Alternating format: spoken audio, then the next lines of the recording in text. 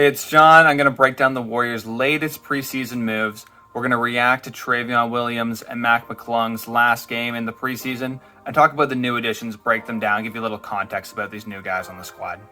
So Trevion and Mac were cut from the Warriors just a few days ago. You've probably seen it in the news by now. Now, I had these guys as my front runners to actually make the squad coming out of these preseason guys back just a few weeks ago. But ever since the addition of Iguodala for his last season here with the Warriors, there's gone from 2 open roster spots to only 1, and that's going to make getting onto this Warriors team super difficult. So Trevion starts out this game really solid, man. He gets the ball at the top of the three-point line here, doing a little playmaking. Sees the cutter, hits him. Super nice. Easy 2 points right there. Showing off his playmaking ability. That was a big thing for me. Now here on the defensive end, he's picking up Kuz. Where are you going, Kuz? Where are you going? Oh, nothing on Trevion. Get that out of here. Grab the board, head up on the break. Super nice. Here, I think he grabs his rebound. Nice, grab that.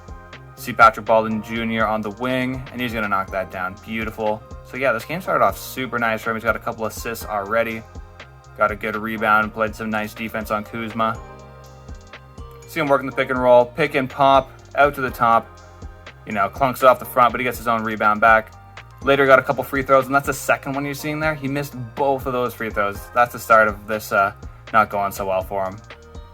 On the defensive end, a bit of a lucky rebound there where Wizards got the first hand on that. Playmaking in the post again. I like seeing that out of him. Doing some pick and roll here with PBJ again. Shoots it, gets the rebound, shoots it up. Did have some wide open teammates there, but, you know, he made the shot, so it's fine. Now on to Mac here. Pick and pop with Trevion again. He misses that open at the top of the three-point line. Mac on the break. Finger roll. Oh, not quite. So rough start for Mac here, but you know he's not going to get discouraged. Gets in here, get active hands, steal that ball, heading down the other end, and that effort's going to come in handy again.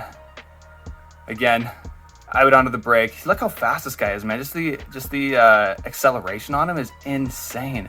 It's nuts. Gets that sweet highlight dunk, as I'm sure you've all seen. Playing some solid defense here, beating the defender to his spot, grabbing that board, getting up on the break. Hitting 3-point shots. He's playing nice, man. He's doing well. All right, what are we doing here? Get past the defender. Oh, get right down to the baseline. Didn't quite make the shot, but that's that sort of classic Klay Thompson vibe. You go right down to the baseline there, pop up.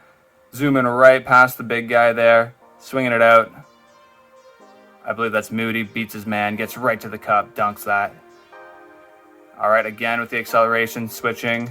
And finishes nicely. Good stuff. Beautiful. So Mac, yeah, he's playing well, man. Out here, look at this acceleration here. He's just standing. Now he's just already by the defender. Gets all the way to the cup. Finishes with that left hand. Beautiful stuff. So Trevion, man, you saw it there. He actually playmated really well, and I thought that was going to be a really important thing for the Warriors when picking someone here. I like Trevion because of that playmaking the most, because, you know, look at a guy like Looney on their team. The centers, they really don't have to be shooters, but you have to be able to play make, rebound, play some defense. Now, the passing, awesome. You saw that cut at the start of the game, some pick and roll. He wasn't just playmaking with one or the other. He was doing all the different playmaking things, you know? Now, the shooting wasn't really there. You saw a couple pick and pops, missed those. And you can say, like, oh, he must have been shooting well in practice if the Warriors were okay with him shooting in games. Like, that's just not true. I just watched Cavangeli for the Celtics playing against the Raptors, and this guy's bricking threes. Blake Griffin's on the bench laughing at him. When Blake Griffin's laughing at you for shooting threes, you know something's wrong. So, like, it's not like they're giving guys green lights and red lights out there shooting. So, I'm sure in practice the shooting wasn't there either for Trevion. And it's tough, man. 2 games and you're already out. Iguodala coming onto the scene and there only being 1 roster spot has really made there be, like, 0 tolerance for the Warriors. They're just going to cycle through a bunch of guys and try and find some diamond in the rough. Because, you know, they've got 4 guys to choose from right now up to 6. With Mac and Trevion being gone that they've cycled through. And only one of these guys is actually going to secure that spot for the season. This has got to be a big blow for Mac. No doubt he saw himself as the next Poole, the next guy the Warriors are going to find. And he knows the Warriors could turn him into something great like that, you know? Now, he played well. He didn't let that early missed layup, the finger roll get to him. Survived on defense. You saw him beating people to spots. And he tore him up on the offensive end, man, making plays for himself and his teammates with that quickness. Like, he's just so dang fast. He was standing like straight-legged there in that last highlight, and then boom, he was right by the defender. It's insane. So what's next for Mac? I don't know, but he is entertaining. He's popular. Maybe some tanking team like the Pacers, like the Jazz, pick him up, try and sell tickets, try and sell jerseys. I can definitely see that. Worst case though, one of these G League squads will pick him up. The guy's only 23. He can tear it up down there for a bit and then maybe have a breakout later this year or next year too. Okay, enough sobbing about the guys who are out. Let's talk about who's in. We got Jerome, Anthony Lamb. I'll start off here by breaking down Jerome. He's 25 years old, 6'5", 195 pounds. Last season, he averaged 16.7 minutes, 7.1 points on pretty abysmal percentages, although it is in the NBA at least. 38% from the field, 29% from three. So Ty spent 3 years at Virginia and then got drafted 24th overall by the 76ers. Now, they traded him to the Suns that same offseason, and they put him in the G League. He got some opportunity in the NBA, but more stuff down there. Later, traded to OKC in the Chris Paul trade. You guys all know about Chris Paul coming to the Suns. He got his most shine in the NBA with OKC in the 2 years following, but he did spend a lot of time in the G League there as well. So the first place to start with Ty has got to be the shooting. Now, he had a down year last year shooting the three in the NBA and the G League. Usually you see players do a little bit better in the G League than the NBA, but he was just awful from both. The year before, though, with OKC, actually playing in the NBA, he was knocking them down at 42%. And this is not like, one or two wide open ones in the corner, one tonight, one tomorrow. 5 attempts per game, 42%. So the potential is there. I'm not exactly sure what happened last year, but if he can revive that, that's amazing elite shooting numbers. He's got solid shooting too. On OKC, he averaged 2.4 assists and 0.9 turnovers. That gets you about a 2.5 assist to turnover ratio, and the benchmark for the Warriors is around 2.0. So he definitely fits the bill there. And he's got good hands on defense too. Getting his hands, getting some steals. He averaged 1.5 steals a game in college, 1 per 36 in the NBA, and 1.5 per 36 in the G League. So he's in there getting deflections and getting on off down the court.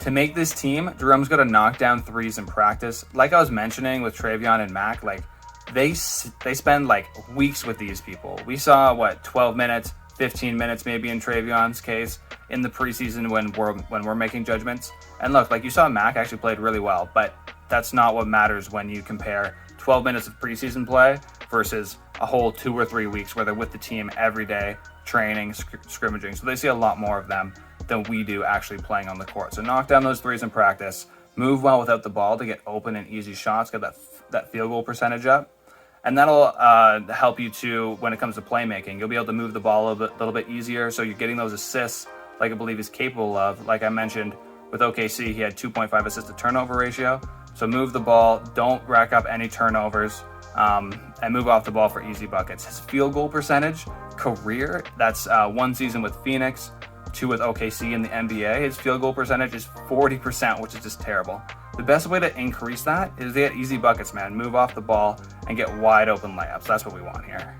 Our second new addition here, Anthony Lamb. This guy's 24 years old, 6'6", 227 pounds. He's a strong-ass dude, man. 17.3 points last season in the G League. Keep that in mind. 39% from three and 8 rebounds per game. He's grabbing those boards. The first thing to talk about with Lamb is he's an unreal rebounder at his size. Like I mentioned, 8 rebounds a game at 6'6".